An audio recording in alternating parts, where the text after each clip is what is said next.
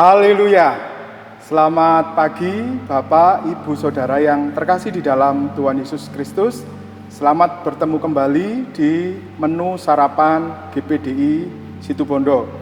Bersyukur kepada Tuhan Yesus yang masih memberikan nafas kehidupan kepada kita dan juga kesehatan, sehingga kita masih bisa menikmati setiap berkat yang Tuhan beri. Marilah Bapak, Ibu, Saudara yang terkasih dalam Tuhan Yesus Kristus, kita akan memulai hari kita hari ini dengan memakan makanan rohani. Pada pagi hari ini kita akan buka Alkitab kita masing-masing dari 2 Korintus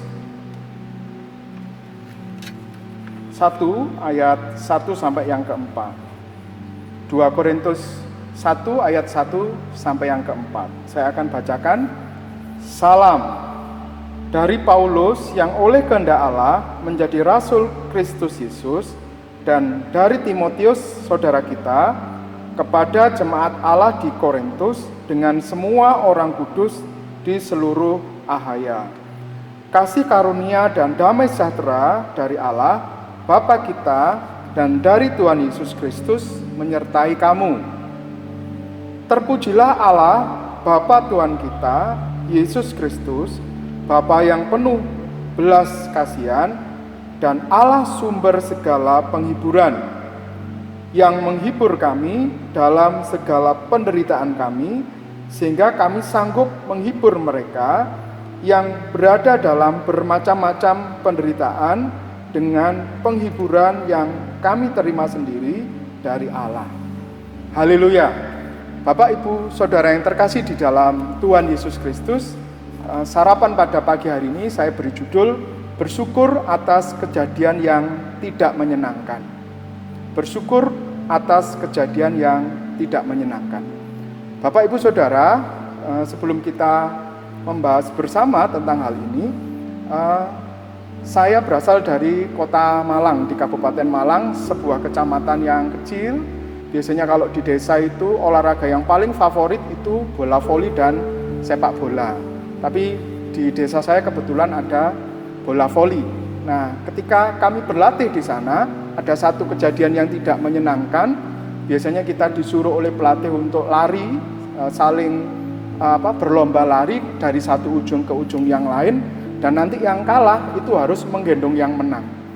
Dan ini adalah sebuah beban berat. Kenapa? Ketika lari itu sudah sangat capek, dan ketika kalah disuruh untuk menggendong yang menang, justru kembali dalam posisi lari. Jadi seperti itu. Dan itu adalah sebuah hal yang tidak menyenangkan. Tetapi ternyata tujuan dari pelatih kami adalah ketika kami tidak menggendong lagi, maka tentunya di dalam permainan voli kita menjadi lebih lincah di lapangan, dan kalau kita melompat tentunya kita akan bisa melompat lebih tinggi dari yang kita bisa jangkau waktu itu. Jadi sebuah latihan yang tidak menyenangkan, tetapi kita nanti akan mempunyai hasil yang menyenangkan. Kembali ke perikop ini, Bapak, Ibu, Saudara yang terkasih di dalam Tuhan, kita lihat bahwa di sini setelah mengucapkan salam pada awal suratnya, Rasul Paulus itu menyatakan rasa syukur bukan atas kejadian yang menyenangkan, tetapi kejadian yang tidak menyenangkan yang dialami oleh Rasul Paulus. Gambaran kejadian yang tidak menyenangkan kita akan bisa lihat dari 2 Korintus 1 ayat yang ke-9 sampai yang ke-11. Ayat yang ke-9 dulu saya akan bacakan untuk Bapak, Ibu, Saudara. Bahkan kami merasa seolah-olah kami telah dijatuhi hukuman mati, tetapi hal itu terjadi supaya kami jangan menaruh kepercayaan pada diri kami sendiri, tetapi hanya kepada Allah yang membangkitkan orang-orang mati. Jadi kejadiannya adalah sampai mati. Jadi seolah-olah kami telah dijatuhi hukuman mati. Bapak, Ibu, Saudara, orang kalau sudah dijatuhi hukuman mati tentunya itu sudah mempunyai pikiran bahwa nanti tentunya akan mati, dan prosesnya itu yang nanti menjadi masalah. Kalau langsung mati gitu enggak apa-apa, tetapi proses menunggu hukuman mati itu yang biasanya menjadi beban.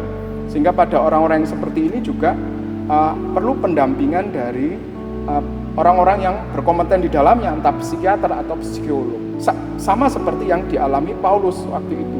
Rasa syukurnya dinyatakan bukan justru dalam keadaan yang menyenangkan, tapi dalam keadaan yang tidak menyenangkan.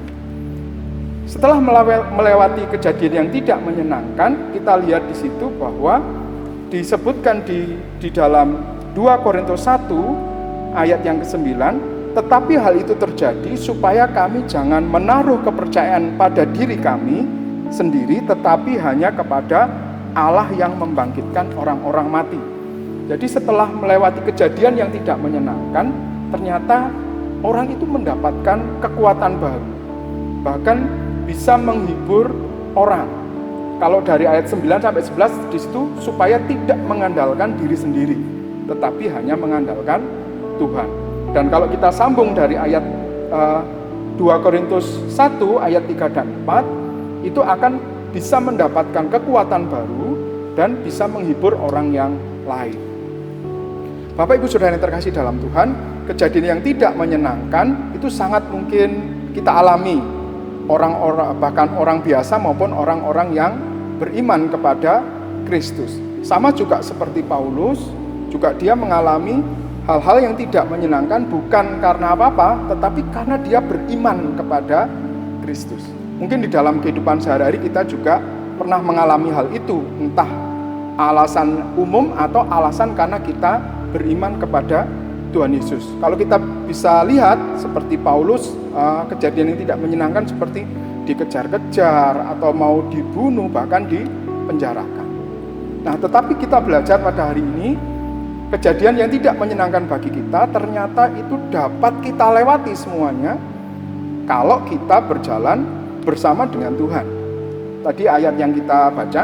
Yang kedua, kejadian yang tidak menyenangkan ini diizinkan terjadi kepada kita supaya kita itu tidak menaruh kepercayaan pada diri kita sendiri, pada kekuatan diri kita sendiri, tetapi hanya kepada Tuhan saja.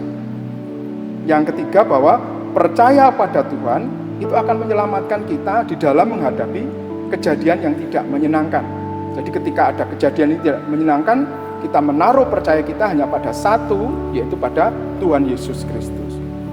Yang keempat, tentunya kita akan menaruh pengharapan kita di dalam kejadian yang tidak menyenangkan itu, apapun yang terjadi, pengharapan kita hanya satu, yaitu kepada Tuhan Yesus Kristus.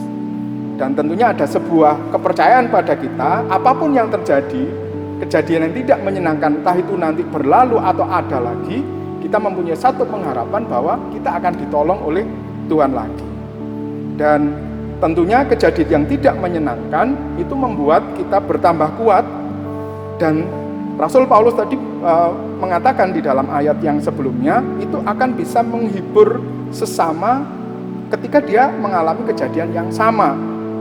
Dan tentunya Rasul Paulus tadi juga mengatakan bahwa sesama mereka itu saling mendoakan satu dengan yang lain di dalam kejadian-kejadian yang tidak menyenangkan itu.